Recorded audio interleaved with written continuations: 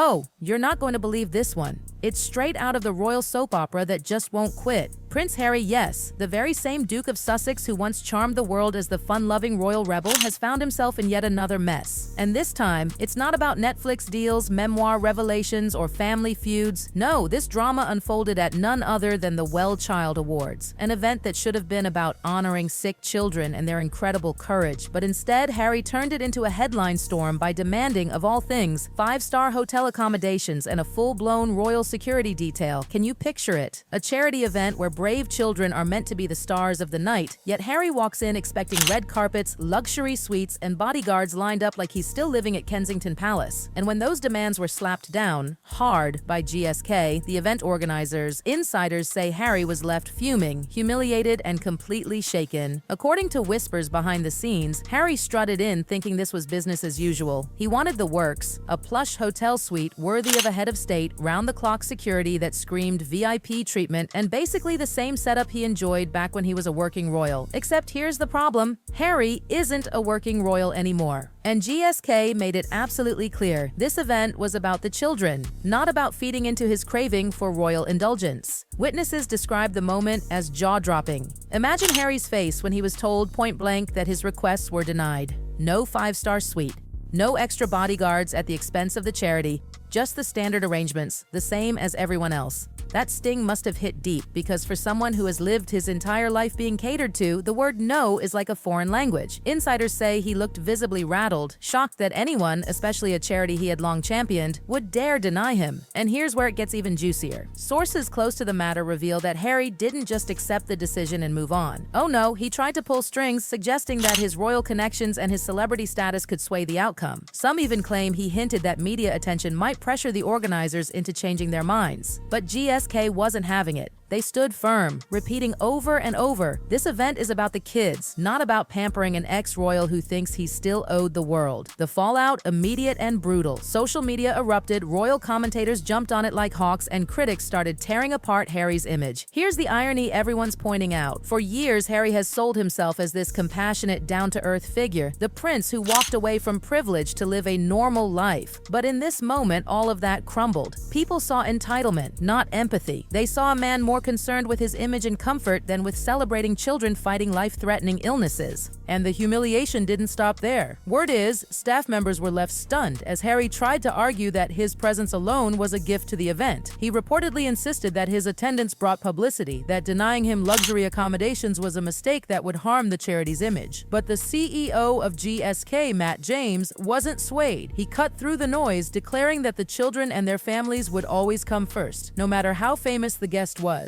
That's when Harry's frustration apparently boiled over. Witnesses describe it as an explosive reaction, the kind where disbelief mixes with indignation, leaving everyone in the room uncomfortable. Now let's pause here and take this in, because what we're seeing isn't just a single, awkward moment. It's part of a pattern that keeps following Harry and Meghan everywhere they go. Remember the private jet controversies, the lavish trips, the luxury requests at events meant to be about service rather than spectacle. This is the same story replayed again, but with sharper consequences. The difference this time is that GSK refused to play along. They drew a line in the sand and the whole world got to watch Harry stumble over it. Observers are calling this a watershed moment, and honestly, it makes sense. For so long, royals, working or not, were treated as untouchable. Their demands were met without question. But now, charities and organizations aren't afraid to say no. They're prioritizing mission integrity over celebrity ego. And if Harry thought his royal title still guaranteed him special treatment, well, he just got a rude awakening. Critics are also pointing out the timing couldn't be worse. Let's be real. Harry and Meghan's brand has taken hit after hit lately. From the backlash against their Netflix content to the struggles of their other projects, the Sussexes are desperately trying to hold on to credibility. And then this bombshell drops. Harry getting turned down at a charity event he's been tied to for years. Talk about pouring salt on the wound. And oh, the chatter online has been merciless. People are roasting him left and right, saying things like, how can you preach about empathy and service when you're fighting for a luxury hotel suite? Others are pointing out the absurdity of a man who once called himself the People's Prince, now looking completely out of touch with ordinary life. The comments section on royal forums is basically a wildfire, and none of it is flattering for Harry. But wait, it doesn't end here. Behind the scenes, insiders claim Harry's team is in damage control mode, scrambling to figure out how to spin this disaster. There are even rumors that they might arrange private accommodations and independent security to save face. But here's the catch: even if they do that, the public perception damage is already done, because people will see it as Harry doubling down on entitlement instead of embracing humility.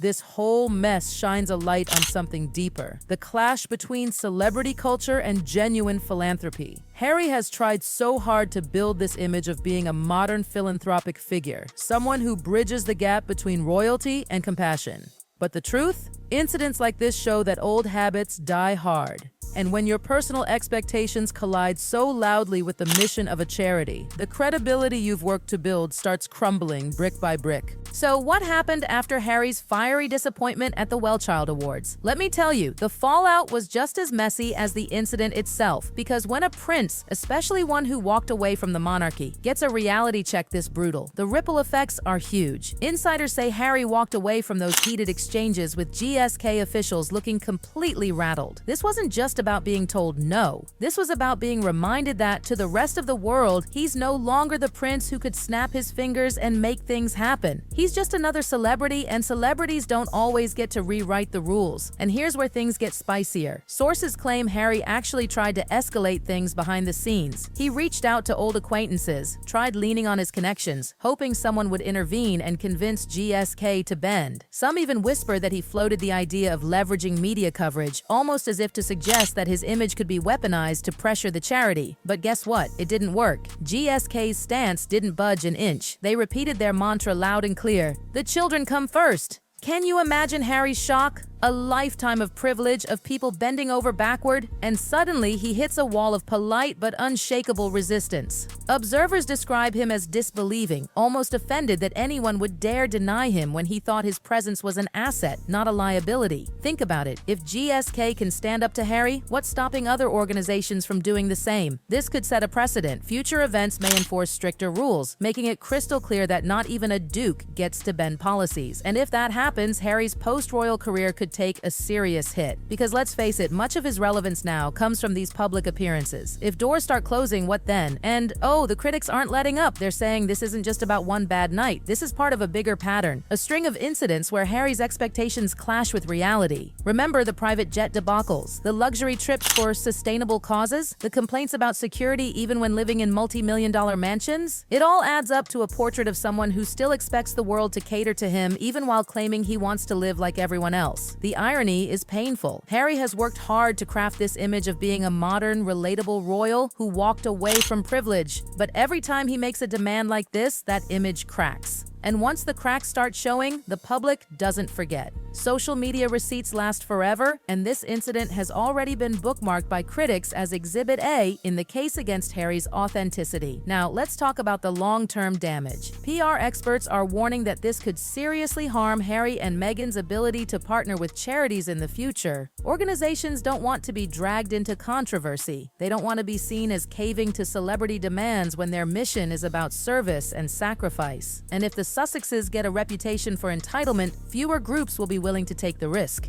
And it's not just charities. Analysts say this could impact their broader brand. The Sussexes rely heavily on their public image to maintain relevance and secure deals, from Netflix to Spotify to future business ventures. If that image continues to erode, the opportunities will dry up. Already they've faced flops and backlash. This latest scandal only fuels the narrative that they're out of touch, clinging to privilege while pretending to reject it. Behind closed doors, Harry's team is reportedly scrambling for a fix. Some say they're considering issuing carefully crafted statements emphasizing his long history with Wellchild to soften the blow. Others hint they might try to downplay the demands altogether, framing them as misunderstandings. But here's the problem. The story has already taken on a life of its own. People believe what they saw, an ex-royal throwing a fit over luxury accommodations at a children's charity. Once that perception sets in, no amount of PR spin can fully erase it. And the whispers about Meghan? Oh, they're getting louder. Some insiders claim she's frustrated, worried that Harry's missteps are dragging them both down. Others suggest she's quietly encouraging him to adopt a lower profile, to stop making waves until the storm passes. But Harry, stubborn as ever, may not be ready to back down. After all, he's always been the rebel, the one who pushes back against restrictions. The irony now is that his rebellion isn't against tradition, it's against ordinary reality. The broader lesson here is glaring. We're watching the clash between the royal bubble and the real world in real time. Harry may have left the palace, but the palace hasn't quite left him. And every time he collides with institutions that don't bend to his will, it becomes painfully clear just how hard it is for him to adjust. And let's be real, this isn't just gossip, it's a cultural moment. It's a reflection of how society views celebrity entitlement in 2025. People are less forgiving. They expect humility, especially from those who claim to represent compassion. And when they see arrogance instead, the backlash is swift and unforgiving. By the time the dust settled, Harry's requests for luxury and security had become a symbol of everything critics accuse him of: entitlement, hypocrisy, and being out of touch. And unless he finds a way to change the narrative fast, this could follow him for a long time.